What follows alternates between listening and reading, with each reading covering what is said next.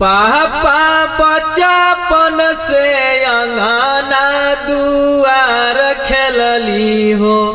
पापा बचपन से अंगना दुआर खेलली हो।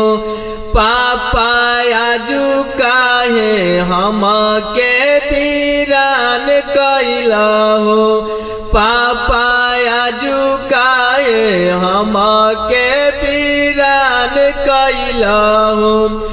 बेटी दुनिया के इहे रीति रिवाज कइगे।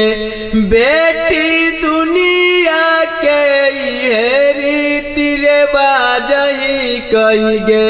बेटी यही से तोहा के वीरान कैनी गे। बेटी यही से तोहा के वीरान कैनी गे।